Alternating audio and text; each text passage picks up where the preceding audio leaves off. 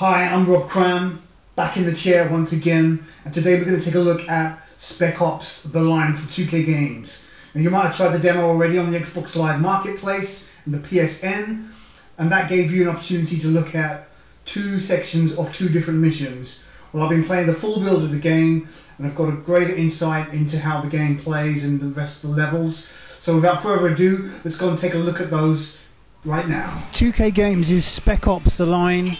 It's been developed by Yaeger Development and is a third-person action shooter to be released this year. Now basically the game revolves around a squad which is controlled by Captain Martin Walker with his Delta Force team, who are sent into Dubai to seek out survivors and rescue them, but also to uncover the whereabouts of a lost colonel called John Conrad. Basically, when you play the demo, you're dropped into the scenario where there's a distress beacon and your team is sent in to investigate. But then from after that situation, things develop and you get into a situation where it goes pear-shaped, basically. So looking at the game, you're kind of thrust into, and dare I say it, Gears of War style combat scenarios where you'll go from area to area, room to room, seeking cover behind objects, popping out and shooting, and taking on sort of waves of enemies that come towards you and try and take you down. All the while there's this underlying story element that goes on throughout the game. So basically the shooting mechanics are pretty solid. You've got the use of turrets. There's other situations where, as you've seen in the demo, you can fly in a helicopter and take control of the turret there. But the basic kind of gameplay combat is solid. Some good hit detection. Enemies drop pretty rapidly. It's not a case of where you're pumping them full of bullets and they don't drop. Although you will encounter some enemies that are well armoured. There's a small bit of stealth thrown in, where sometimes you can get the drop on the enemy if you take them out silently. There's silenced weapons, as you can see. But generally the onus seems to be on more action gameplay rather than kind of a pure stealth element. There are moments as well where your teammates can be in one area and you can sort of flank around the side to take out more dug-in foes. That's a mechanic that's shown off quite often. And then the enemies themselves come in a variety of guises. As I've said, there's more armoured enemies, and then there's the standard enemies, and then you've got these knife-wielding guys that, rather than shoot you from afar, will run in towards you and lethal kill you if they get too close. Now you do have a melee move that you can use to butt enemies away. You can even execute half-killed enemies that have been downed. So the Gears of War similarities are quite apparent here. Although you're not fighting aliens, I've not seen a single alien. This is all about fighting against human adversaries, which makes a welcome kind of change. Now I think the setting of Dubai is actually quite an interesting one. It's not been explored before, and basically what you're able to do is interact in certain ways with the environment. You've got lots of sandy desert area surrounding the kind of commercial built up areas of the city.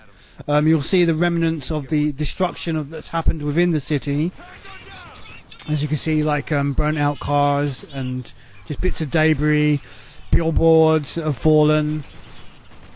So you know, you've got this really vivid, detailed environment to fight in, that's kind of recognisable to a degree, and it works well with the aspect of having that natural sand sort of encroaching on its space, which is what would happen. So you've got sandstorms, and then you've got these huge kind of piles of sand that You know, you might be able to use that as a tactical element in terms of combat, where you might shoot away a glass, it'll break, and then the sand behind it will come pouring in and will flood the area, maybe killing enemies.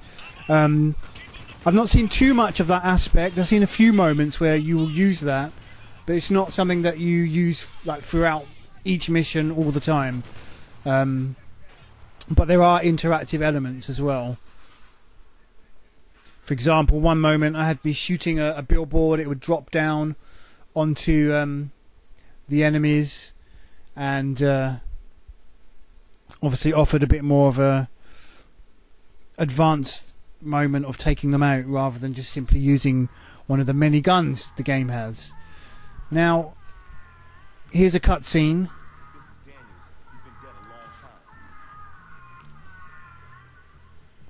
The game is pretty gruesome. I mean, there's a lot of adult themes. The game is inspired by Joseph Conrad's Heart of Darkness. So you've got some really some dark themes within the game, and you know, you'll see dead bodies, people that have been shot and murdered, and then you've got these crazed kind of characters that have overtaken the fallen city of Dubai, as you can see here. So I'm not going to spoil too much of the actual plot for you there.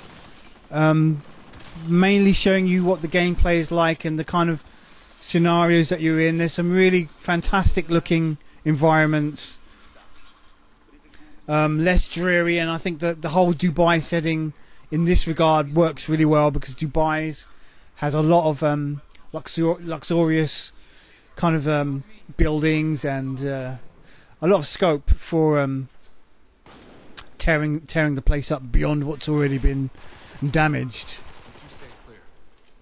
So, with the squad element, you're able to command your squad to do certain actions. For example, stun grenades. You can also get one of your guys to shoot specific targets using a sniper rifle, which is useful. And as I said before, you've got this flanking mechanic where you can move around the side of dug-in enemies while your other teammates are firing. You also have a mechanic where if any of your teammates are downed, then you can go up to them and heal them and bring them back into the fight. I'd say on the standard difficulty that I've been playing, there's been moments where the game has been quite challenging and quite difficult. So that's good. It's not a walk in the park type of game by the looks of things.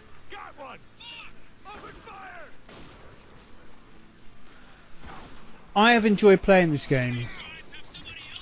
I'm a bit concerned with some of the combat situations where it can get a tad bit repetitive, but hopefully with a bit more of the story element we'll break those up and make it a bit more of an engaging kind of situation. Now here you've got a choice of being able to save civilians or rescue the person here.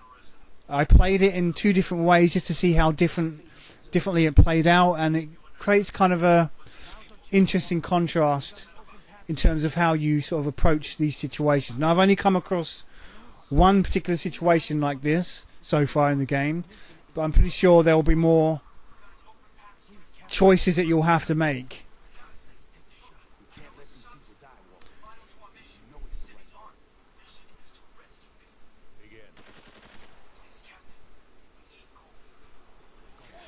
So Spec Ops: The Line is coming out in the next couple of months in June, and it's well worth checking out if you like your kind of action-based, squad-based shooters. Riggs is planning an attack. When? How? I don't know. Not good enough. No, wait, I don't know. What the fuck is he doing? Exactly what I said he would.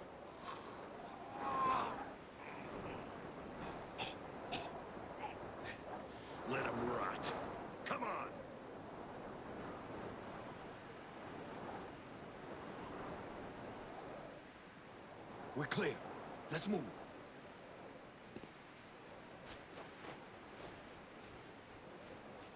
Soldier up ahead. I'll handle him.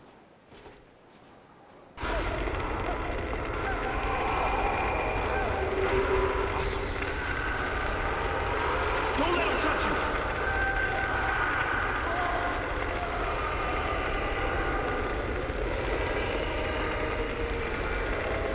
Soldiers, get it!